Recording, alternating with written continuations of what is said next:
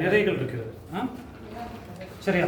எபேசு சபையில் குறை என்ன? குறை ஒரே ஒரு குறை தான். பாருங்க, 8 நிறை இருக்கு, 8 ப்ளஸ் இருக்கு, ஒரே ஒரு மைனஸ். நம்ம ஸ்கூல்லலாம் 80% மார்க் போட்டுருவோம். ஆனால் காட் என்ன சொல்றாரு? ஆலோசனை என்ன சொல்றாரு? மனம் திரும்பி ஆதியில் செய்த கிரியைகளை செய்வாயாக. அதான் ஆலோசனை. நீ ஃபர்ஸ்ட் செய்த காரியங்களை செய்வாயாக. சரிங்களா? அடுத்தது தண்டனை, பரிசு, காலகட்டம் எழுதிட்டீங்கல்ல, AD 30 100 வரை. இதான் எபேசு சபை. சரிங்களா? அடுத்தது சிமிர்னா, நிறை, ஃபுல்லா நிறை தான். சிமிர்னாவுக்கு இருக்கிறது ஃபுல்லா நிறை தாங்க, குறையே கிடையாது. அது எல்லாருக்கும் எல்லாம் கண்டுபிடிச்சிட்டிங்களா? ஓகே. அடுத்தது குறை ஒண்ணுமே கிடையாது. ஆலோசனை 10 நாள் உபத்திரப்படுவீர்கள், ஜீவ, அதுதான் ஆலோசனை. சரியா? அடுத்தது தண்டனை என்ன? தண்டனை, தண்டனை இல்லை, குறை இருந்தால் தான் தண்டனை. அது தண்டனை இல்லை. ஓகே, பாருங்க, இப்போ சிஸ்டருக்கு இன்னொரு பெரிய டவுட் என்னன்னா, 10 நாள் அவங்கள உபத்திரவத்துக்குள்ள நடத்துறாரு. ஸோ காட் கொடுக்குற பனிஷ்மெண்ட் கிடையாது, அது எம்பரர்ஸ், பிசாசால வர பனிஷ்மெண்ட்டு. காட் அதை அனுமதிக்கிறார். ஸோ தண்டனைனா என்னன்னா, எபேசு சபைக்கு விளக்கு தண்டை எடுத்து போடுவேன்னு சொன்னார்ல, அதுதான் தண்டனை, காட் கொடுக்குற தண்டனை. ஸோ குறை இல்லாதனால இங்கே தண்டனை கிடையாது. பரிசு என்னது? ஜீவ கிரீடத்தை தருவது. அடுத்தது காலகட்டம் என்னது? 100 முதல் 313 வரை. ஸோ இந்த காலகட்டத்தில் ரொம்ப கஷ்டமான காலகட்டம். நம்மளாம் தப்பிச்சிட்டோம். நம்ம எந்த சபை தெரியுமா? இப்போ நம்ம இருக்கிற சபை எந்த சபை தெரியுமா? லவோதிக்கேய சபை. லவோதிக்கேய சபை அனலும் இல்லாமல் குளிரும் இல்லாமல் இருக்கிற சபை. கடைசி கால சபை. ஒரு நாள் நல்ல ஃபயராக இருப்போம், சூடாக இருக்கும், இன்னொரு நாள் அப்படியே எடுத்து போயிடும். ஸோ வெதுவெதுமாக இருக்கிறோம். ஸோ அது நம்ம அப்புறம் ஃபியூச்சரில் படிப்போம். ஓகே, இப்போ நம்ம அடுத்த கிளாஸில், அடுத்த செஷனில் என்ன படிக்க போகிறோம்னா, ஆதி சபை பிதாக்கள்.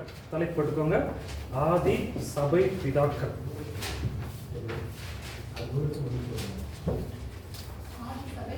ஆதி சபை பிதாக்கள்.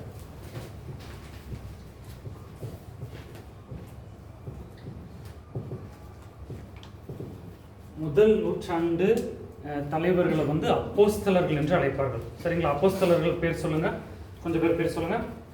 பவுல், பேதுரு, யாக்கோபு, பர்னபா, இவங்கெல்லாம் அப்போஸ்தலர்கள். ஓகேங்களா? 2ஆம் நூற்றாண்டு சபை தலைவர்கள், சபை பிதாக்கள் இல்லைன்னா சர்ச் ஃபாதர்ஸ் என்று அழைப்பார்கள். சபை பிதாக்கள் இங்கிலீஷ்ல சர்ச் ஃபாதர்ஸ். சர்ச் ஃபாதர்ஸ்னால இந்த சர்ச் ஃபாதரை மைண்டில் வரக்கூடாது. ஆதி சபை ஃபாதர்ஸ். சரிங்களா? சர்ச் ஹிஸ்ட்ரி படிக்க நமக்கு நல்லா அண்டர்ஸ்டாண்ட் ஆகிடும். இதில் முக்கியமான ஒரு சில ஃபாதர்ஸை நம்ம பற்றி படிக்க போகிறோம். முதல் ஃபாதர் போலிகார்ப். முதல் ஃபாதர் போலிகார்ப்பு. இவருடைய டேட் AD 69 to 156. AD 69 முதல் 156. ரிச்சர்ட் கணக்கு போடு, எத்தனை வயசு வந்துருக்கும்? 90. கிட்டத்தட்ட 90 வயசு வரை இவர் வாழ்ந்திருக்கிறாரு. இவர் சிமிர்னாவின் பிஷப். சிமிர்னா சபை இருக்கு பார்த்தீங்களா? சிமிர்னா சபையுடைய பிஷப் இவர். என்னது? 87. ஓகே. சிமிர்னா சபையுடைய பிஷப் இவர். 86 தான் அது. சரிங்களா? இவர் அப்போஸ்தல் யோவானுடைய என்ன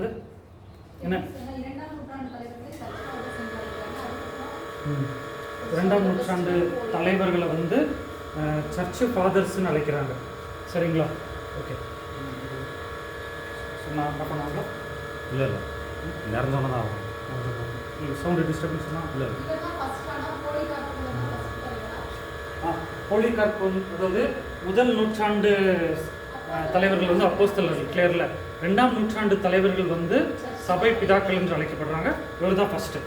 சரியா? இவர் அப்போஸ்தல் யோவானுடைய மாணவர். அப்போஸ்தல் யோவான் இருக்கார்ல, யோவான் ஸ்நானகன் கிடையாது, யோவான் அப்போஸ்தல், அவருடைய மாணவர். அவர்கிட்ட பைபிள் கிளாஸ் படித்தவர் இவர்.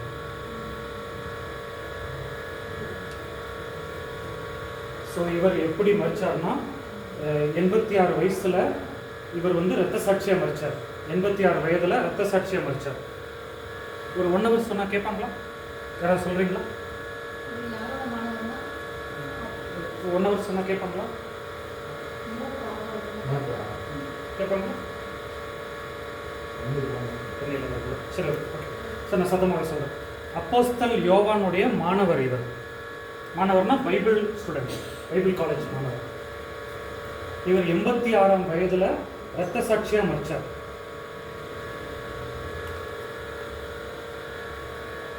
அப்போ இவரை ஈட்டியாவில் குத்த வந்த போர் சேவகன் வந்து இவரை பார்த்து சொன்னாராம், ஐயா உங்களை பார்த்தா முதிர் வயசாக இருக்குது, நீங்கள் இயேசு மறுதளிச்சுட்டு வீட்டுக்கு போயிருங்க, நான் அனுப்பிவிட்டுறேன்னு சொல்லும்போது இவர் என்ன சொன்னார்னா, 86 வருஷம் அவர் கூட வாழ்ந்துட்டேன், இனி நான் மறுதளிச்சு நான் நரகத்துக்கு போக முடியாது அப்படின்னு சொல்லி ப்ரேயர் பண்ணிகிட்டே இருக்கும்போதே ஈட்டியால் குத்தப்பட்டு இவர் மறிச்சார்.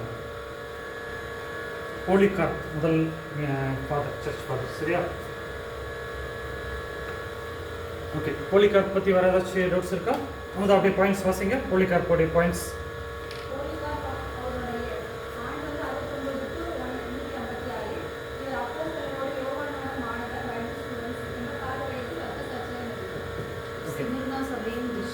சிமிர்னா சபையுடைய பிஷப். 2வது சபை பிதா பேர் வந்து இக்னேஷியஸ். 67 முதல் 110 வரை, 67 முதல் 110 வரை. இவரும் வந்து யோவானுடைய மாணவர், அப்போஸ்தல் யோவானுடைய மாணவர். இக்னேஷியஸ் பின்னாடி தெரியுதா? அப்போஸ்தல் யோவானுடைய மாணவர். இவர் வந்து அந்தியோகியாவின் பிஷப்.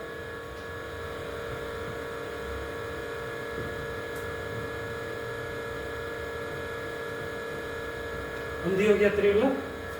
அந்தியோகியா பட்டணத்தில் என்ன ஸ்பெஷல்ங்க? முதல் பேர் வந்துச்சு. கிறிஸ்தவத்துடைய தலைநகரம் வந்து அந்தியோகியா. சரியா? அந்தியோகியாவோட பிஷப்பு. இவர் என்ன பண்ணாருன்னா, இவர் வந்து இவர் காலத்தில் ராஜன் முன்னாடி படிச்சோம்ல, ராஜன் தான் சக்கரவர்த்தியாக இருந்தார்.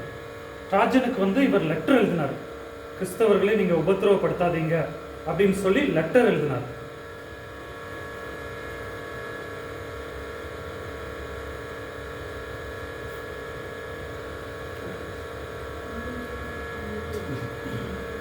லெட்டர் எழுதி கிறிஸ்தவர்களுக்கு இவர் இன்னொரு லெட்டர் எழுதினாரு, உபத்திரவத்தை பொறுமையாக சகித்துக் கொள்ளுங்கள் அப்படின்னு சொல்லி லெட்டர் எழுதினார்.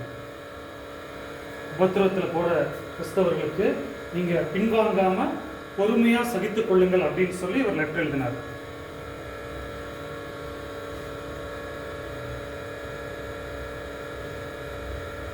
இவர் வந்து இயற்கை மரணம் அடைந்தார். இவர் ரத்த சாட்சியம் அளிக்கல, இயற்கை மரணம் அடைந்தார்.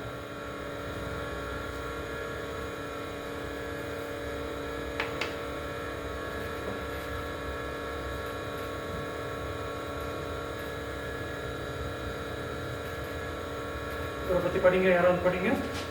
இக்னேஷியஸ். அவருடைய காலம் 67 முதல் 110 வரை. இது யோவானுடைய மாணவன், அந்தியோகியாவின் பிஷப். இவர் காலத்தில் ராஜன் எம்பரருக்கு வந்து லெட்டர் எழுதியிருக்காரு. பின்ன கிறிஸ்தவர்களுக்கும் லெட்டர் எழுதியிருக்காரு, உபத்திரவத்தில் பொறுமையாக இருப்பதுன்னு சொல்லி. அவர் இயற்கை மரணம் அடைஞ்சிருக்கார். அடுத்தது இவர் வந்து 3வது சபை பிதா பேர் வந்து பாப்பியாஸ். 70 முதல் 155 வரை வந்திருக்கிறாரு. இவரும் யோவானுடைய மாணவர் தான். பாப்பியாஸும் யோவானின் மாணவர்.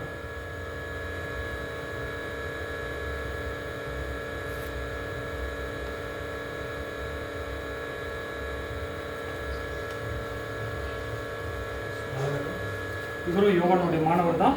இவர் வாழ்ந்த ஊர் வந்து எபேசு பட்டணத்தில் வாழ்ந்திருக்கிறார். எபேசு பட்டணத்தில் ஊழியம் செஞ்சிருக்கிறார். இவர் ஒரு புக் எழுதியிருக்கிறாரு, தேவனுடைய பாடுகள் சொல்லி ஒரு புக் எழுதியிருக்கிறார்.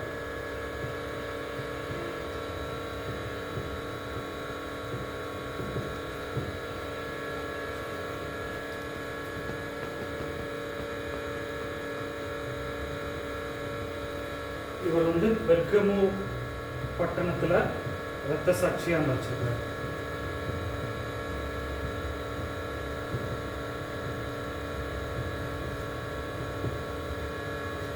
பெர்கமு பட்டணத்தில் இரத்த சாட்சியாக மறிச்சிருக்கிறார்.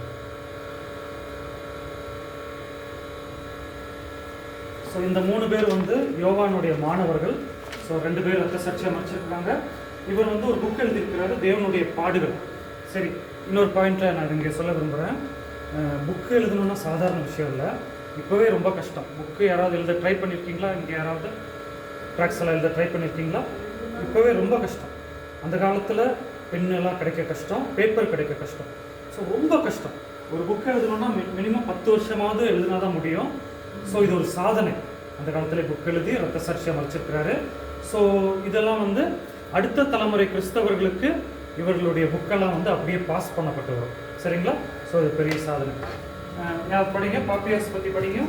பாப்பியாஸ் காலம் 755 இந்த யோவானின் மாணவர் எபேசு பட்டணத்தில் ஊழியம் செய்தார். தேவனுடைய பாடல் என்ற புத்தகம் இவரால் எழுதப்பட்டது.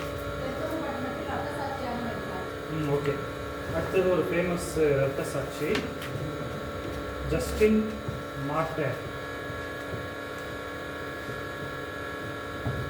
இவர் ஒரு ஃபேமஸ் இரத்த சாட்சிங்க, ஆதி சபை பிதா. இவருடைய காலம் வந்து 100 முதல் 167 வரை.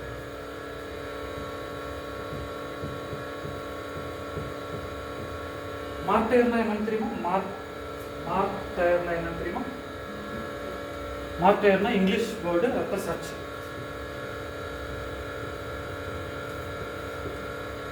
மார்டர் அப்படின்னு வந்தால் இரத்த சாட்சி அப்படின்னு அர்த்தம். சரிங்களா? ஸோ இவர் ஒரு ஃபேமஸ் ரத்த சாட்சி. ஒரு ரத்த சாட்சியாக மறிச்சனால இவரோட பேர் ஜஸ்டின் மார்டர் அப்படின்னு வச்சுட்டாங்க. இவர் யாருன்னா, இவர் ஒரு தத்துவ ஞானி.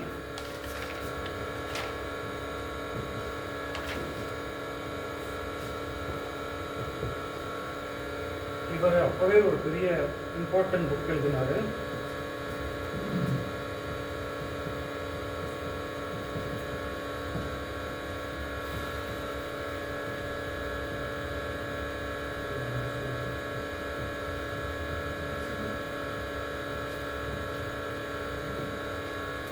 இவர் அப்போவே வந்து ஒரு முக்கியமான புக் எழுதினாருங்க, டிஃபெண்டர்ஸ் ஆஃப் ஃபெய்த் அப்படின்னா விசுவாச பாதுகாவலன் அப்படின்னு சொல்லி ஒரு புக்கு அப்போவே எழுதினாரு. ஃபேமஸ் புக் இது.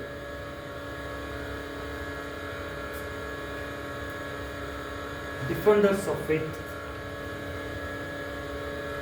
இந்த புக்கில் இவர் என்ன எழுதினார்னா, இப்போ வந்து ஒற்றர்கள் வந்து தவறாக ரிப்போர்ட் கொடுத்துட்டாங்கல்ல, கதவை பூட்டி வச்சுட்டு சாப்பிட்றாங்க, தப்பு பண்ணுறாங்க அப்படின்னு சொல்லி.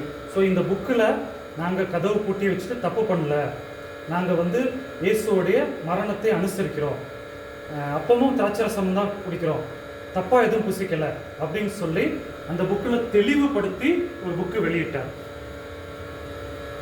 இவர் தத்துவ ஞானினால் இதை வந்து வெளியிட்டார். சரிங்களா? ஸோ இவர் வந்து பல இடங்களுக்கு ட்ராவல் பண்ணி இதை பற்றி, இந்த புக்கை பற்றி சொல்லிட்டு இருந்தார். நாங்கள் கிறிஸ்தவர்கள்னால் இது தான் பண்ணுவோம், எங்கள் ஆராதனைனா இது தான், எங்கள் வர்ஷிப் வந்து இது தான், எங்களுடைய மெசேஜ் இது தான் அப்படின்னு சொல்லி பல இடங்களுக்கு ட்ராவல் பண்ணி இவர் வந்து இந்த விசுவாசத்தை பற்றி இது பண்ணார். இது ஒன் ஆஃப் த ஊழியங்க. யாருக்காவது இந்த அழைப்பு இருக்கா? விசுவாச பாதுகாவலர். பசு பாதுகாவலர் கேள்விப்பட்டிருக்கீங்களா? கேள்விப்பட்டிருக்கீங்களா? என்ன பண்ணுவாங்க பசு பாதுகாவலர்னா? என்ன பண்ணுவாங்க சொல்லுங்க சசி பாஸ்டர். பசுவை அடிக்கக்கூடாதுன்னு சொல்லி பசுவுக்கு ஆம்புலன்ஸு, மனுஷனுக்கு அப்படியே விட்டுருவாங்க. யூபியிலலாம் அதிகம் நடக்கல. அதே மாதிரி ஆதி காலத்தில் விசுவாச பாதுகாவலராக இவர் செயல்பட்டார். இந்த காலத்தில் அப்படி இருக்கிறாங்க தெரியுமா? ஜாகிர் நாயக் தெரியல? ஜாகிர் நாயக் யாருக்கும் தெரியாதா? முஸ்லீமில் ஒருத்தர் வந்து ஸ்காலர் கொண்டு வரல. அப்போ அவருக்கு எதிர்த்து பேசுவாங்களே, இல்லை நாங்கள் பிலீவ் பண்ணுறது இதுதான், நாங்கள் கடைபிடிக்கிறது இதுதான் சொல்லி அவர் எதிர்த்து பேசுவாங்கல்ல. இப்போ இருக்கிறாங்க, இப்போ நிறைய பேர் இருக்கிறாங்க. அந்த காலத்தில் இவரெல்லாம் ஒரு முக்கியமான ஆள். தைரியமாக பேசினார். நீங்கள் சொல்கிறது தப்பு, நாங்கள் இதை தான் வர்ஷிப் பண்ணுறோம், நாங்கள் இயேசுவை தான் வர்ஷிப் பண்ணுறோம், நாங்கள் மன்னரை வர்ஷிப் பண்ண மாட்டோம்னு சொல்லி அவர் புக் எழுதியிருக்கிறார் அந்த காலத்தில். சரிங்களா? இவர் யாருடைய மாணவர் இல்லை, நார்மலாக. இவர் எப்படி ரட்சிக்கப்பட்டார்? அடுத்த பாயிண்ட் எழுதி சொல்லுங்க.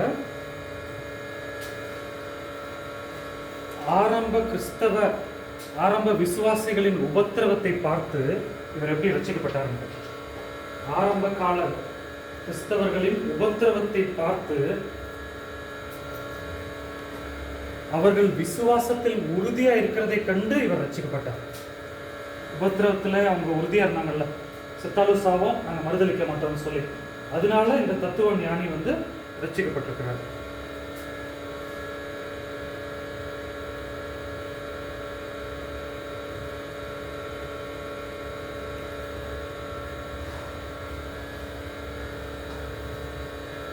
ஸோ இவர் இந்த அழைப்பு யாருக்காவது இருந்துச்சுன்னா நீங்கள் இதுபடி செயல்படலாம். சரிங்களா?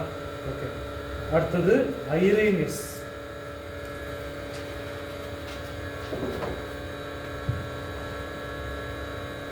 ஜஸ்டின் மார்ட்டினை பற்றி யாராவது படிங்க.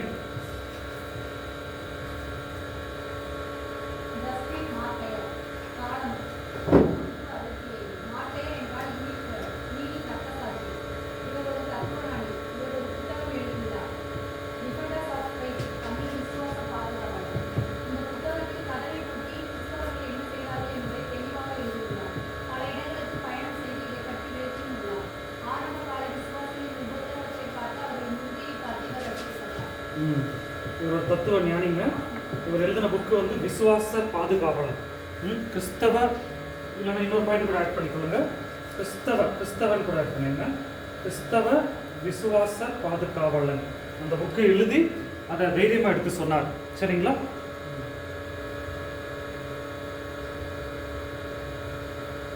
ஓகே. அடுத்தது வந்து ஐரேனியஸ். இவர் வந்து சிமிர்னா பகுதியை சார்ந்தவர். 130 200 வரை வாழ்ந்திருக்கிறாரு. சிமிர்னா சபையை சார்ந்தவர்.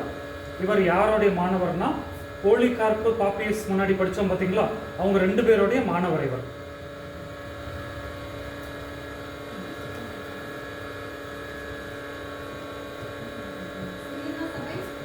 சிமிர்னா பகுதியை சார்ந்தவர், சிமிர்னா பட்டணத்தை சார்ந்தவர். இவர் யாருடைய மாணவர்? போலிகார்ப்பு பாப்பியஸ், இவங்க 2 பேருடைய மாணவர். இவர் எந்த இடத்துல பிஷப்பா இருந்தாருன்னா, லயன்ஸ் ஒரு பகுதிக்கு பிஷப்பா ஊழியம் செஞ்சார். லயன்ஸ் பகுதியில் பிஷப்பா ஊழியம் செஞ்சார். இவர் ஒரு புக் எழுதியிருக்கிறாரு, ஞான மார்க்கத்திற்கு எதிராக.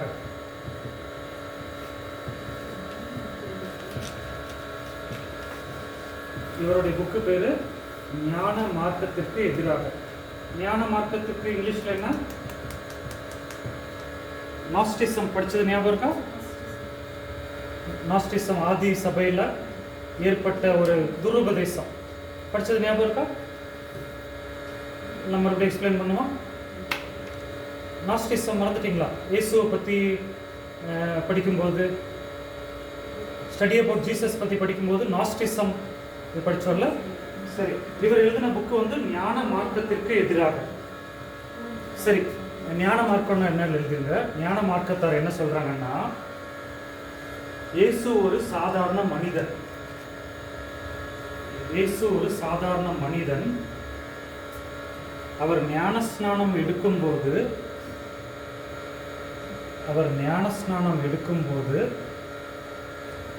ஞானம் வந்து அவரிடத்தில் வந்தது. ஞானஸ்நானம் இருக்கும்போது ஞானம் அடைந்தார். அதன் மூலம் அற்புத அடையாளங்கள் செய்தார்.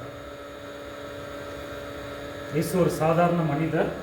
அவர் ஞானஸ்நானம் எடுக்கும்போது ஞானம் அடைந்து அதன் மூலம் அற்புத அடையாளங்கள் செய்தார் அப்படின்னு சொல்றவங்க ஞான மார்க்கத்தார், நாஸ்டிசம். அப்போ இவர் என்ன எழுதியிருக்கிறாருன்னா, அப்படி கிடையாது, இயேசு வந்து கடவுள், தேவகுமாரன் அப்படின்னு சொல்லி ஞான மார்க்கத்திற்கு எதிராக இதை எழுதியிருக்கிறார். சரிங்களா? ஸோ புத்தரை பற்றி இப்படி தான் சொல்லுவாங்க, புத்தர் சாதாரண மனிதன், போதி மரத்தில் உட்கார்ந்து ஞானம் அடைந்து கடவுளாக மாறிட்டார். அப்படிதான் இயேசுவை மாறினான்னு சொல்லி இயேசுவை பற்றி சொன்னாங்க. அதுக்கு எதிராக இவர் புக் எழுதியிருக்கிறார். கிளியரா? எல்லாருக்கும் கிளியரா? படிங்க, யாராவது படிங்க.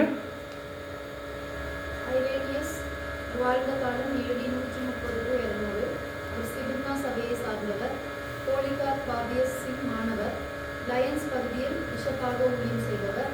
அவர் ஞான மார்க்கத்துக்கு எதிராக என்று புத்தகம் எழுதியுள்ளார்.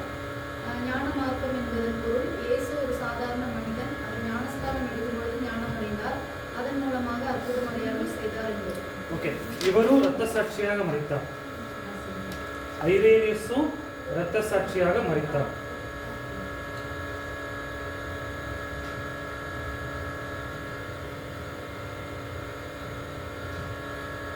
ஸோ பல சர்ச் லீடர்ஸுங்க, சபை பிதாக்கள்லாம் சபை தலைவர்கள். இன்னைக்கு இருக்கிற சபை தலைவர்கள் தொண்டர்களை இறக்கி விட்டுட்டு தலைவர்கள் சேர்ல உட்காந்துருவாங்க ரூமில். தொண்டர்கள் ரத்த சர்ச்சையாக மறித்து அடி வாங்குவாங்க தெரியுமா? அந்த காலத்தில் இவங்கள டேரெக்டாக இறங்கியிருக்காங்க. அதான் அவங்களுக்கும் இவங்களுக்கும் வித்தியாசம். ஓகே, அடுத்தது வந்து ஆரிகள். நம்பர் என்ன? 6.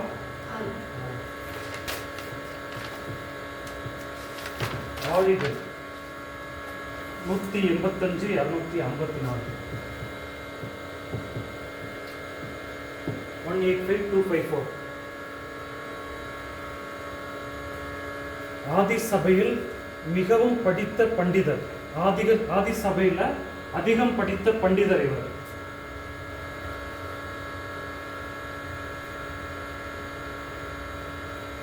அதிக பிரயாணம் செய்தவர், அதிக முறை பிரயாணம் செய்தவர். நல்லா கொஞ்சம் அவருடைய கேட்டகரியில் வருவேன்னு நினைக்கிறேன், டிராவல் பண்றதுல. அதிக முறை பிரயாணம் செய்தவர். வேற யாருக்கு இங்கே டிராவல் ரொம்ப பிடிக்கும்? யாருக்கெல்லாம்? Okay, very good. நீங்களும் ரொம்ப பெங்களூர் போயிட்டு உடனே வந்தீங்கல்ல? ஓகே, டிராவல் பிடிக்காதா? கை தூக்கலாம். வேற பின்னாடிலாம் உங்களுக்கு பிடிக்காதா brother? சரி, நீங்கள் எழுதி புக்கை வெளியிட்டுருங்க. சரி, அதிகம் படித்த பண்டிதர், அதிக புஸ்தகங்களை, அதிக எழுத்துக்களை எழுதியிருக்கிறார். எழுதிட்டே இருப்பாராம். அதிக புத்தகங்கள் போட்டுங்க, இல்லைன்னா எழுத்துக்கள் போட்டுங்க. அதிக எழுத்துக்கள் அல்லது புத்தகங்களை எழுதியுள்ளார். ரைட்டர்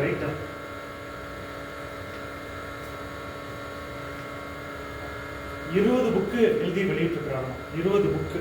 அந்த காலத்தில் 20 புக்கெல்லாம் பெரிய விஷயங்க. சீகன் பாலுக்கு 23 சாதனைகள் சொன்னாருன்னு சொல்லி நம்ம படித்தோம் பார்த்தீங்களா? 20 புக்கு வெளியிட்டிருக்கிறார் இவர். 20 புக்ஸு. ஸோ சீகன் பாலுக்கெல்லாம் வந்து பெரிய சாதனை பண்ணியிருக்கிறாரு. அதெல்லாம் நம்ம அண்டர்ஸ்டாண்ட் பண்ண வேண்டும். சரிங்களா?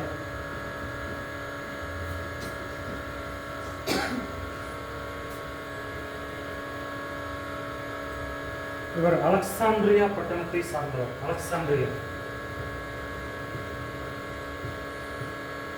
அலெக்சாண்ட்ரியா தெரியுமா?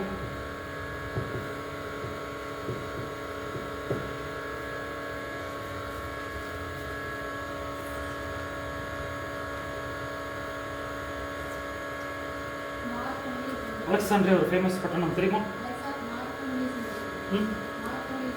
மார்க்கோலிஸ் இந்த பகுதியில். பைபிள் காலத்துக்கு அப்புறம் வரும். இது ஆதி இதில் ஒரு முக்கியமான பட்டணம். அங்கேயும் கிறிஸ்தவம் பரவிச்சு. எகிப்து தேசத்தை சார்ந்தது. சரிங்களா? இப்போ எகிப்து வந்து இப்போ இஸ்லாமாக மாறிடுச்சு. ஆனால் அப்போ வந்து எகிப்தில் வந்து கிறிஸ்டியானிட்டி நிறையா இருந்துச்சு. அலெக்சாண்ட்ரியா வந்து எகிப்து தேசத்தை சார்ந்தது. புதிய ஏற்பாட்டில் 3ல் 2 பகுதிகளில் இவர் புக்கில் நோட் பண்ணியிருக்கிறார். 3:2. புதிய ஏற்பாட்டில் மொத்தம் 27 புஸ்தகம் இருக்குது பார்த்தீங்களா? இதில் 3ல் 2 வந்து இவர் புக்கில் எழுதி வைத்திருக்கிறார். புரிஞ்சா? ஓகே, சரி, ஓகே. புதிய ஏற்பாட்டில் 3ல் 2 பகுதியை இவர் புக்கில் எழுதியிருக்கிறார். புரிஞ்சா புரியலையா? புதிய ஏற்பாட்டில் மொத்தம் 100 பேஜ் இருந்துச்சுன்னா அதில் 3ல் 2 இது எழுதியிருக்கிறார். 300 பேஜ் இருந்துச்சுன்னா 200 பேஜ் இவர் நோட் பண்ணி எழுதியிருக்கிறார் இவரோட புக்கில். புரிஞ்சா? ஓகே.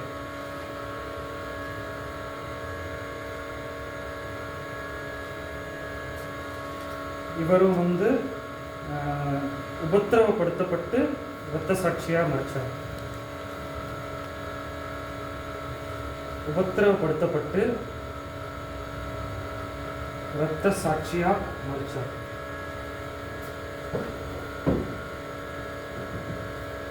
யாராவது படிங்க.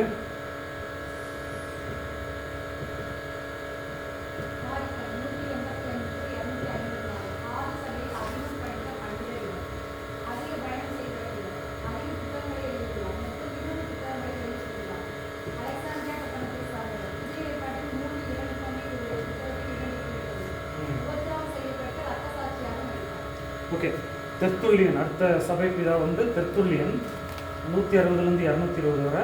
இவர் கார்த்தேஜ் பகுதியை சார்ந்தவர்.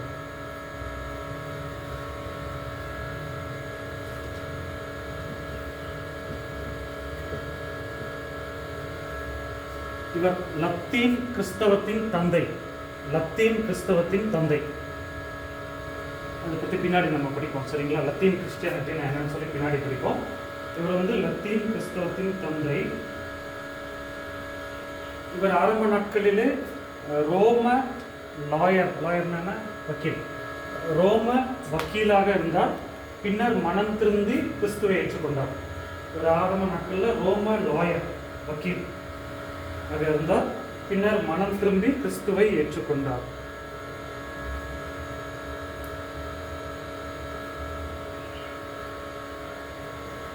இவரும் வந்து ஒரு முக்கிய விசுவாச பாதுகாவலராக மாறினார்.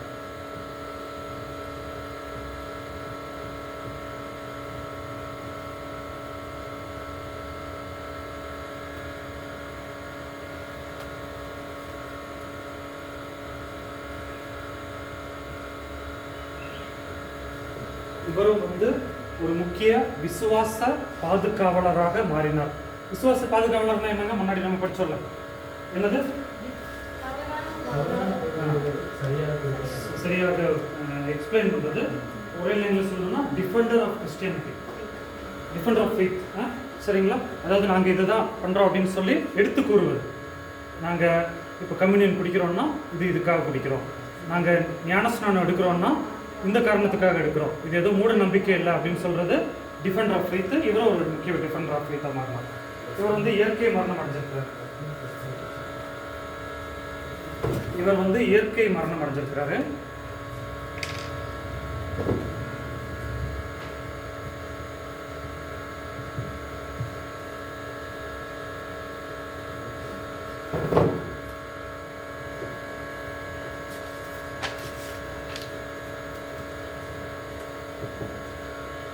ஒரு 3 பேரை படிப்போம், 4 பேர் படிப்போம். யூசுபியஸ் 264 340.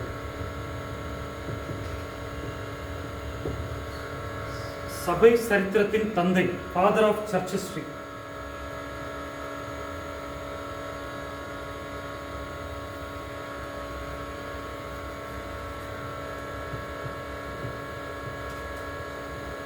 சிசேரியா பகுதியை சார்ந்தவர், கான்ஸ்டான்டைன் மன்னன் காலத்தை சார்ந்தவர்.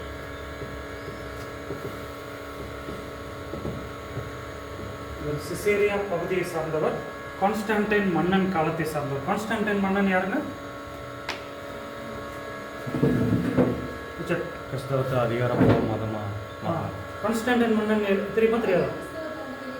அவர் தான் அதிகாரப்பூர்வ மதமாக மாற்றினார்.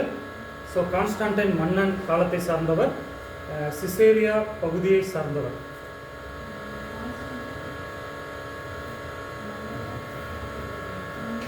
கான்ஸ்டான்டைன் மன்னன் காலத்தை சார்ந்தவர். சரிங்களா. இவர் ஒரு புக் எழுதியிருக்கிறாரு. என்ன புக்குன்னா சபை வரலாறு.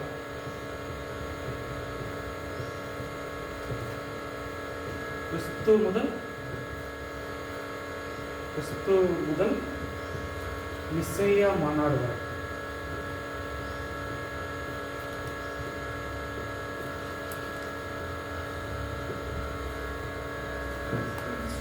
கிறிஸ்து முதல் நிசையா மாநாடு. நிசையா மாநாடு யாராவது கேள்விப்பட்டிருக்கீங்களா? என்ன இல்லை, புக்கு நேம் தான். இல்லை, புக்கு வந்து சபை வரலாறு. அவர் எழுதின புக்கு வந்து சபை வரலாறு. புக்கில் என்ன மேட்டர் இருக்குன்னா, கிறிஸ்து முதல் நிசையா மாநாடு வரை. நிசையா மாநாடு யாராவது கேள்விப்பட்டிருக்கீங்களா? நிசையா விசுவாச பிரமாணம். சிஎஸ்ஐ சபை யாருமே இல்லையா? யாருமே சிஎஸ்ஐ இல்லையா? நிசையா விசுவாச பிரமாணம் தெரியாதா? அப்போ பேர் கிறிஸ்தவங்க மாதிரி பேர் சிஎஸ்ஐ இருந்திருப்பீங்களோ முன்னாடி? சரி. சிஎஸ்ஐல விசுவாச பிரமாணம் 2 சொல்லுவாங்க. அப்போஸ்தல விசுவாச பிரமாணம் தெரியுமா? கேள்விப்பட்டிருப்பீங்கல்ல. நிசையா விசுவாச பிரமாணம் தெரியுமா? சிஎஸ்ஐ கொஞ்சம் சும்மா அட்டென்ட் பண்ணிட்டு வாங்க, அது தெரிஞ்சுக்கிறக்காக. இப்போ நிசையா விசுவாச பிரமாணம் வந்து கான்ஸ்டான்டைன் காலத்தில் கொண்டு வந்தது. இவர் காலத்தில் விசுவாச பிரமாணம்னா என்னன்னு தெரியுமா? ஃபர்ஸ்ட் விசுவாச பிரமாணமே தெரியாதா? சரி, அடுத்த கிளாஸில் விசுவாச பிரமாணம் நம்ம என்ன நம்புகிறோம். நான் கர்த்தராகிய இயேசு கிறிஸ்துவை அறிக்கையாக சொல்கிறது. கர்த்தராகிய இயேசு கிறிஸ்துவை விசுவாசிக்கிறேன், பிதாவாகிய தேவனை விசுவாசிக்கிறேன், ஒரே சபையை விசுவாசிக்கிறேன், பொந்திய பிலாத்து காலத்தில் மரித்து உயிர்த்தெழுந்து பாடுபட்டு மரணம் அடைந்தது. விசேஷம் இல்லையா சிஸ்டர்? சிஎஸ்ஐயா டேரக்டாக வந்துட்டீங்களா? சரி அப்படின்னு சொல்லி சிஎஸ்ஐல 2 இது சொல்லுவாங்க. ஒன்று நிசையா விசுவாச பிரமாணம்னா இந்த காலகட்டத்தில் கொண்டு வந்தது. ஸோ இவர் அதுவரை ஒரு புக் எழுதியிருக்கிறார். அதுக்கப்புறம் அதுக்கு அப்போஸ்தல காலகட்டத்தில் கொண்டு வந்தது, அதுக்கு முன்னாடியே கொண்டு வந்தது. புரிஞ்சா? ஏன் இவர் அதுக்கு மேலே எழுதலை சொல்லுங்க. ஆமாதான், இவர் ஏன் அதுவரை தான் புக் எழுதியிருக்கிறார், அதுக்கு மேலே எழுதலை? ரொம்ப சிம்பிள், அந்த காலத்தில் தான் அவர் வாழ்ந்துருக்கிறார், அதுக்கு மேலே எப்படி எழுத முடியும்? புரிஞ்சா? அவரு சரியா? ஆனால் அவருடைய புக்கு ரொம்ப இம்பார்ட்டன்ட். ஏன்னா அவருடைய புக்கை வச்சு தான் நம்ம சர்ச் ஹிஸ்ட்ரி படிக்கிறோம். ஏர்லி சர்ச் ஹிஸ்ட்ரியை இப்போ நம்ம இதெல்லாம் படிக்கிறோம்ல, இதெல்லாம் இவருடைய புக்கில் இருந்து தான் எடுத்து நம்ம படிக்கிறோம். ஓகே, அவர் ஆதி சர்ச் ஹிஸ்ட்ரி புக்குக்கு ஒரு தகப்பன் மாதிரி. ஸோ அதே மாதிரி நீங்கள் எதுக்கு தகப்பனா தாயாக மாற போகிறீங்க? ஏதாவது ஒரு சாதனை பண்ணி இதுக்கு உங்கள் பேர் வைக்கணும். மகளிர் தினத்தில் நீங்கள் தீர்மானம் எடுங்க. மென்ஸ் டே என்னைக்கு பிரதர்? நமக்கு இல்லை இருக்கு, ஆனால் என்னைக்குன்னு தெரியல. என்னைக்கு நிஷா சிஸ்டர்? தெரியலையா? சரி, ஓகே. ஸோ இவர் வந்து ஒரு புக் எழுதியிருக்கிறாரு. அடுத்த இன்னொரு 3 முக்கியமானவங்க. ஜான் கிறிஸ்டோஸ்டன். ஜான் கிறிஸ்டோஸ்டன்.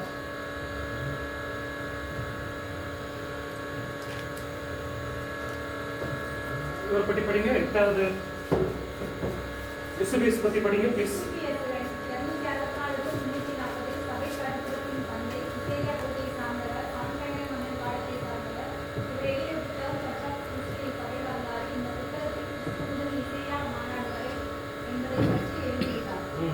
ஓகே, இவர் வந்து ஒரு முக்கியமான சபை பிதா.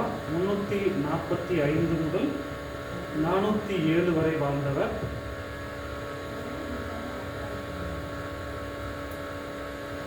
இவர் வந்து கோல்டன் ப்ரீச்சர் என்று அழைக்கப்பட்டார்.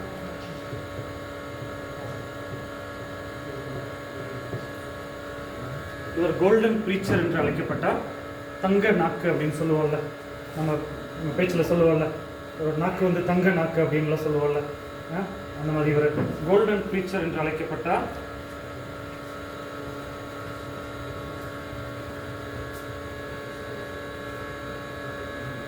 இவர் அந்தியோகியா பகுதியை சார்ந்தவர்.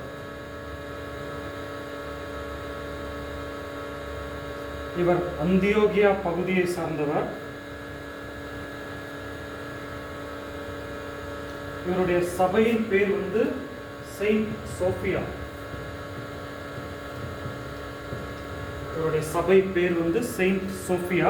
கொஞ்சம் நிறைய படிக்கிறோம்னு நினைக்கிறேன். ஸோ சர்ச் ஹிஸ்ட்ரி கொஞ்சம் அப்படிதான் இருக்கும். படிக்க நமக்கு புரிஞ்சிடும்.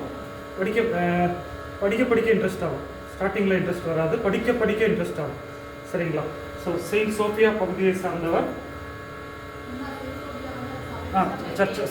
சர்ச்சை பேர் வந்து செயின்ட் சோஃபியா. மன்னருக்கும் இவருக்கும் வந்து மிஸ் அண்டர்ஸ்டாண்டிங் ஆயிடுச்சாமா. அதனால இவர் நாடு கடத்திட்டாங்களாமா. மன்னர் பேர் போடல. மன்னருக்கும் இவருக்கும் மிஸ் அண்டர்ஸ்டாண்டிங் ஆச்சாமா. அதனால இவர் நாடு கடத்திட்டாங்க, அங்கே இவர் மறைச்சிட்டாராம். மன்னருக்கும் இவருக்கும் மன்னர் பேர் போடல, மிஸ் அண்டர்ஸ்டாண்டிங் ஆச்சாம், அங்கே இவரை நாடு கடத்திட்டாங்க, அதுக்கப்புறம் அவர் மறைச்சிட்டார்.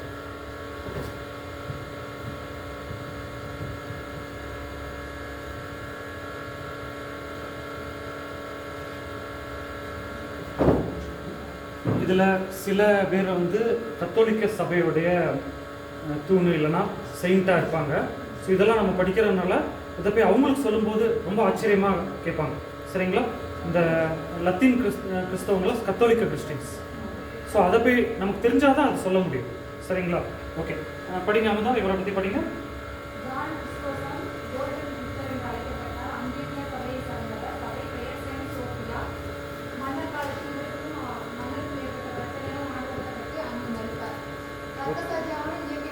இல்லை, அவர் நாடு கடத்திட்டாங்கன்னா அது ரொம்ப கஷ்டமாக இருக்கும். தண்ணி இல்லாத காட்டில் விட்டுருவாங்கன்னு சொல்லுவாங்கல்ல, அதான். அப்போ அங்கே இருந்து செத்து போயிடுவாங்க. ஓகே, அடுத்தது புனித ஜெரோம். இவரை கேள்விப்பட்டிருப்பீங்களா? இவர் யாருன்னு தெரியுமா? புனித Jerome. Bible translation very good. இவர் தான் வந்து லத்தீன் கிறிஸ்தவ பிதாக்களில் லத்தீன் கிறிஸ்தவ பிதாக்களில் அதிகம் படித்த பண்டிதர், மிகவும் அதிகம் படித்த பண்டிதர். லத்தீன் கிறிஸ்தவ பிதாக்களில் மிகவும் அதிகம் படித்த பண்டிதர்.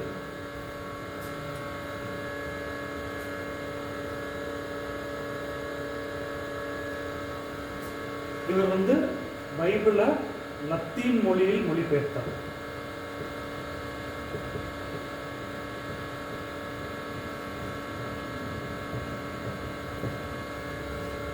இந்த மொழிபெயர்ப்புக்கு என்ன பேர் வச்சிருக்காங்கன்னா வல்கேட். இவர் தான் பைபிளை லத்தீன் மொழிக்கு மொழிபெயர்த்தார். இந்த மொழிபெயர்ப்புக்கு என்ன பேர் வச்சிருக்காங்கன்னா வல்கேட். பாருங்க, பைபிள் புதிய ஏற்பாடு பழைய ஏற்பாடு எந்த புத்தகம் எந்த மொழியில் எழுதப்பட்டதுங்க? ஹீப்ரூ. புதிய ஏற்பாடு கிரேக்க மொழியில் எழுதப்பட்டது. அதுக்கப்புறம் இந்த ஃபாதர் வந்து என்ன பண்ணிட்டாருன்னா லத்தீன் மொழியில் மொழிபெயர்த்துட்டார். லத்தீன் மொழி வந்து ரோமர்களுடைய அரசாங்க மொழி, சரிங்களா? லாட்டின் தான் கவர்மெண்ட் லாங்குவேஜ். ஸோ இப்போ இந்தியாவில் ஹிந்தி கவர்மெண்ட் லாங்குவேஜாக கொண்டு வரணும்னு சொல்கிறாங்கல்ல, அதே மாதிரி ரோமர்களுடைய கவர்மெண்ட் லாங்குவேஜ் வந்து லத்தீனில் மொழிபெயர்த்துட்டார். அப்போ யூரோப் ஃபுல்லாக அந்த மொழி தான் பேசுகிறாங்க. யூரோப் ஃபுல்லாக அந்த மொழி தான் பேசுகிறாங்க. அதாவது அரசாங்க அதிகாரிகளாக இருப்பாங்கல்ல, கவர்மெண்ட் லாங்குவேஜ், அரசாங்க மொழி வந்து அது. காமன் லாங்குவேஜ் வந்து இங்கிலீஷ். மொழிபெயர்ப்பு பேர் வந்து வல்கேட். காமன் லாங்குவேஜ்னு சொல்லுவாங்கல்ல, சாதாரண மக்கள் வந்து இங்கிலீஷ் பேசுனாங்க, சரிங்களா? அரசாங்க மக்கள் வந்து லத்தீன் பேசினாங்க, சாதாரண மக்கள் வந்து இங்கிலீஷ் பேசினாங்க. ஸோ இவர் நல்ல காரியம் தான் செஞ்சார். ஏன்னா பைபிளை வந்து டிரான்ஸ்லேட் பண்ணால் தான் அவங்க படிக்க முடியும்.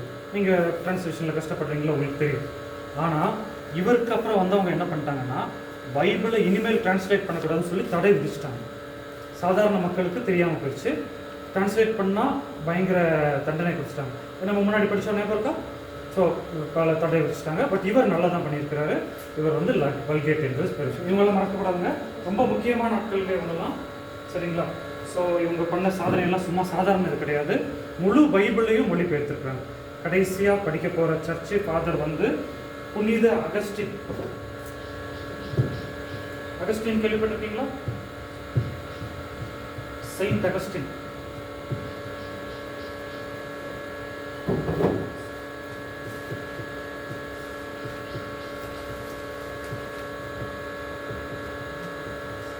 பாருங்க, நமக்கு நல்லா பைபிள் தெரியும், ஆனால் ப்ரேயர் பண்ண தெரியும், ஆனால் அதோடைய வரலாறு தெரியாது. அதை தான் வந்து வெளியே ஆட்கள் சிஎஸ்ஐ ஆர்சி எல்லாம் திட்டிகிட்டு இருக்கிறாங்க. பெந்தேகோஸ்காரங்களுக்கு என்ன தெரியும் அப்படின்னு சொல்லி நம்ம நினச்சிருக்கிறோம், இது போதும்னு நினச்சிட்டு அந்நிய பாஷையில் துள்ளிட்டு இருக்கிறோம், சரியா? ஆனால் இதெல்லாம் படித்தாதான் அவங்கக்கிட்டையும் பேச முடியும், படித்தவங்ககிட்டையும் பேச முடியும், தைரியமாக அது பண்ண முடியும். ஸோ தயவு செஞ்சு கிளாஸுக்கு ரெகுலராக வந்துடுங்க. வரும்போது இவங்களாம் எனக்கு ஆச்சரியமாக இருக்குது, ஃபஸ்ட் டைமாக கேள்விப்பட்டிருங்க இவங்களாம். இவங்களாம் சபையுடைய தூண்கள்ங்க. புனித மோகன் சிலாசரஸ்லாம் இவரை பற்றி அடிக்கடி மெசேஜ் கொடுப்பாரு, புனித அகஸ்டின் அப்படின்னு சொல்லி. 354 430.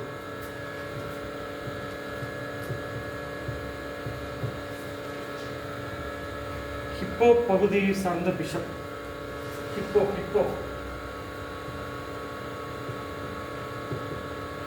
ஹிப்போ எங்கன்னா வட ஆப்பிரிக்கா. ஹிப்போ பகுதியை சார்ந்த பிஷப், வட ஆப்பிரிக்காவை சார்ந்தவர்.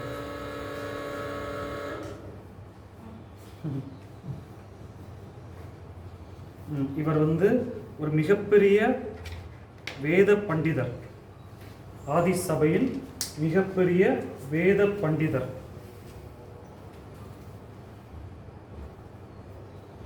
மற்றவர்களை காட்டிலும் சபை உபதேசங்களை அதிகம் போதித்தவர் புனித அகஸ்டின். மற்றவர்களை பார்க்கிலும் சபை உபதேசங்களை அதிகம் போதித்தவர் புனித அகஸ்டின். இவர் எப்படி தெரியுமா புனித அகஸ்டின் மாறினாரு? இவர் வந்து ஆதியில் பாவத்தில் இருந்தார். பாவத்தில் இருக்கும்போது இவர் ப்ரேயர் பண்ணுவாராம். ப்ரேயர் பண்ணும்போது பாவத்திலேருந்து விடுதலை ஆகவே முடியாதாம். அப்போது ஒரு நாள் காட் வந்து பேசினாராம், வெளியே போய் அப்படியே ஒரு கார்டனில் உட்காந்துருக்கும்போது ரோமர் 12 எடுத்து படி அப்படின்னு சொல்லி பேசினாராம். அப்போது ரோமர் 12 இந்த சரீரங்களை பரிசுத்தமும் தேவனுக்கு பிரியமான ஜீவ பலியும் ஒப்புக் கொடுங்கள். இன்னொரு வசனம் இருக்குது, இயேசு கிறிஸ்துவை தரித்து கொள்ளுங்கள், புட்டான் கிரைஸ்ட் அப்படின்னு சொல்லி ஒரு வசனம் இருக்குது. ஸோ அந்த வார்த்தை இவரை டச் பண்ணிருச்சாங்க. அன்று முதல் இயேசு கிறிஸ்துவை தரித்து கொண்டாராம் புனித அகஸ்டின். பாவத்தில் இருந்த மனுஷனாம், ஆனாலும் ஊழியத்தில் தான் இருந்திருக்கிறார். ஊழியத்திலிருந்து பாவத்தில் இருந்த மனுஷன் அப்போது விடுதலை பெற முடியாமல் போராடிட்டு இருக்கும்போது ஒரு வார்த்தை இருந்துச்சாம், இயேசு கிறிஸ்துவை தரித்துக்கொள்ளு அப்படின்னு சொல்லி. ஸோ அன்று முதல் வந்து மாறிட்டாராமா. ஒரு நாள் ஒரு தெரு வழியை நடந்து போயிட்டு இருந்தாராம். நடந்து போயிட்டு இருக்கும்போது அவருடைய பழைய கேர்ள் ஃப்ரெண்ட் வந்து கூப்பிட்டாங்களாமா. இவர் நிஜமாக நடந்த சம்பவம். அகஸ்டின் வா நான் உன்னுடைய கேர்ள் ஃப்ரெண்ட் வந்திருக்கிறேன் அப்படின்னு சொல்லி. அகஸ்டின் வந்து சொன்னாராமா, நான் பழைய அகஸ்டின் கிடையாது, நான் புதிய அகஸ்டின் அப்படின்னு சொல்லி அந்த தெரு வழியாக போகாமல், கேர்ள் ஃப்ரெண்டோடைய வீட்டு தெரு வழியாக போகாமல் வேறு வழியாக சுற்றி போய் வந்தாராம். இவரை பற்றி அதுலேருந்து தான் புனித அகஸ்டினாக மாற்றப்பட்டாங்க.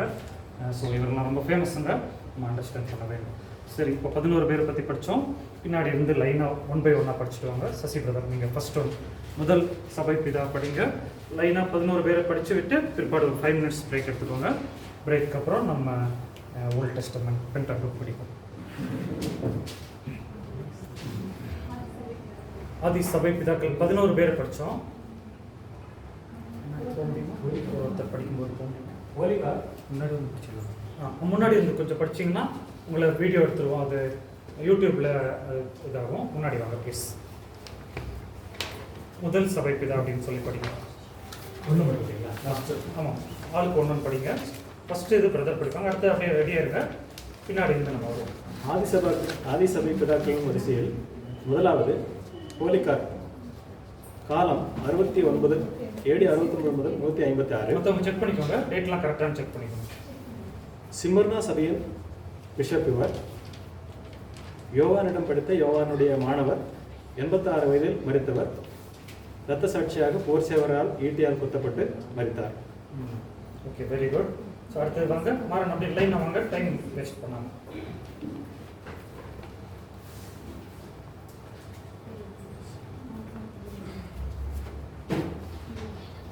இரண்டாம் முக்கிய சபை போகிறது இக்னேசியர்.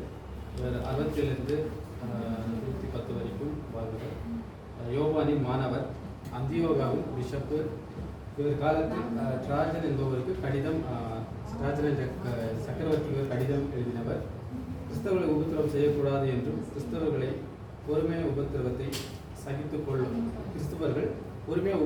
சகித்துக் கொள்ள வேண்டும் என்றும் கடிதம் எழுதினவர். இயற்கை மரணம் அடைந்தவர். Very good, very good. அடுத்த அப்படியே லைனாக வாங்க.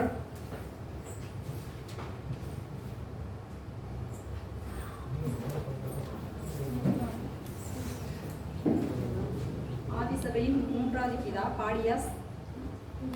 ஆண்டு AD 70 முதல் 155 வரை. யோவானின் மாணவர், எபேசு பட்டணத்தில் ஊழியம் செய்தவர். தேவனுடைய பாடுகள் என்ற புத்தகம் எழுதியுள்ளார். பெர்கமு பட்டணத்தில் இரத்த சாட்சியாக மரித்தவர்.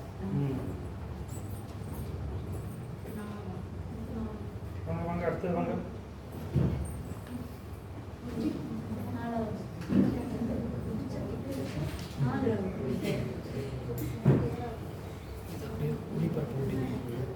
அப்படி வாங்க ஒன்றும் இல்லை, நம்ம ஸ்க்ரீனில் போட முடியுமா? லேப்டாப்பில் போட்டு போட முடியும். இது பிரேக் முடிச்சோம். பிரேக் முடிச்சோம். ஷேர் பண்ணிக்கலாம். ஃபேமிலி ட்ரீ ஆஃப் அப்ரஹாம் போடுறது. Family tree of Abraham screenshot எடுத்து எனக்கு அனுப்புகிறீங்களா? சரி சரி. வாங்க வாங்க, அவங்க எல்லாம் அடுத்தவங்க வாங்க. வாங்க வாங்க, சீக்கிரம்.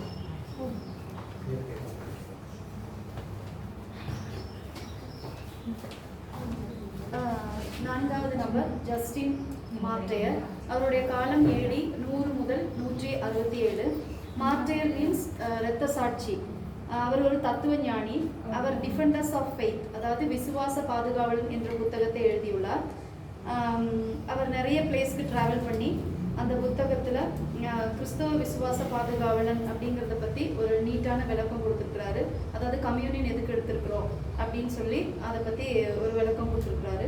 அவர் எப்படி ரட்சிக்கப்பட்டார் என்பது, ஆரம்ப கிறிஸ்தவ உபத்திரவத்தை பார்த்து விசுவாசத்தில் உறுதியாக இருப்பதை கண்டு ரட்சிக்கப்பட்டார்.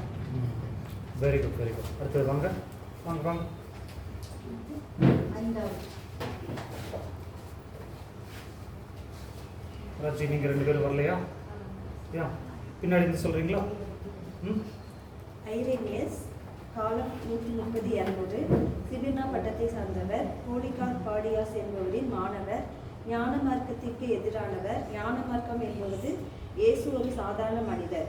ஞானஸ்தானம் எடுக்கும்போது ஞானம் அடைந்து அற்புத அடையாளங்களை செய்தார் என்று மார்க்கத்தில் கூறினார். லயன்ஸ் பகுதியில் பெசர்கராக இருந்தவர். இரத்த சாட்சியாக மறித்தார். Very good very good. அடுத்து ரிச்சர்ட் வாங்க. அடுத்து நீங்கள் 2 பேரும் ரெடியாக இருங்க. முன்னாடி வர மாட்டோம்னா பின்னாடி இருந்து கூட சொல்லுங்கள்.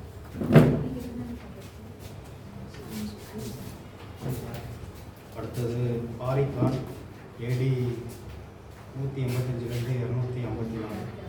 ஆதிசபையில் மிகவும் படித்த பண்டிதர். அதிக முறை பயணம் செய்தவர். அதிக புத்தகங்களை எழுதியுள்ளார். 20 புக்குக்கு மேலே எழுதியிருக்காரு. இவர் எகிப்தில் உள்ள அலெக்சாண்ட்ரியா பட்டணத்தில் வாழ்ந்தார். இவர் ஒவ்வொருத்தரப்பட்டு இரத்த சாட்சியாக மறித்தார். அடுத்து முடியும்னா இருந்தால் படிங்க.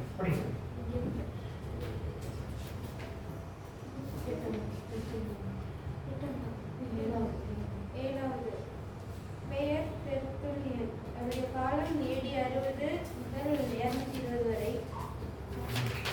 கார்த்தேஜ் பகுதியை சார்ந்தவர். லத்தீன் கிறிஸ்தவத்தின் தந்தை. ரோம லாயராக இருந்தவர். பின்னர் மனம் திரும்பி கிறிஸ்துவை ஏற்றுக்கொண்டார். இவர் முக்கிய விசுவாச பாதுகாவலராக மாறினார். இயற்கை மரணம் அடைந்தார்.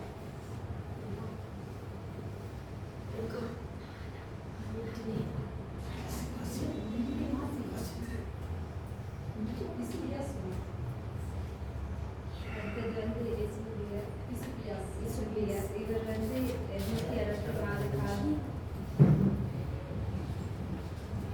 264 முதல் 340 காலம் வரை வாழ்ந்தார்.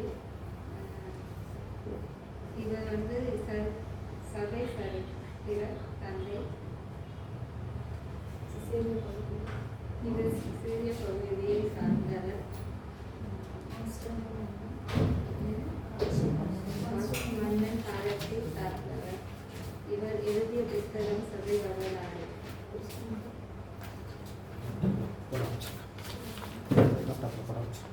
ஓகே அடுத்து வாங்க நிஷா சிஸ்டர் வாங்க. நிஷாவா அமுதா வந்து படித்து முடிச்சிருங்க. அடுத்த 2. 9th வந்து ஜான் கிறிஸ்தோசம் AD 345 to 407.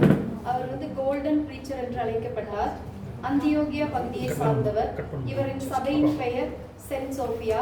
மன்னருக்கும் இவருக்கும் மிஸ் அண்டர்ஸ்டாண்டிங் ஆனதால் இவர் நாடு கடத்தப்பட்டார். 10th புனித ஜெரோம் AD 340 to 420. இவர் லத்தீன் கிறிஸ்துவ பிதாக்களில் மிகவும் அதிகம் படித்த பண்டிதர். இவர் பைபிளை லத்தீன் மொழியில் மொழிபெயர்த்தார். அதற்கு வல்கேட் என்று பெயர். இந்த வரீங்களா?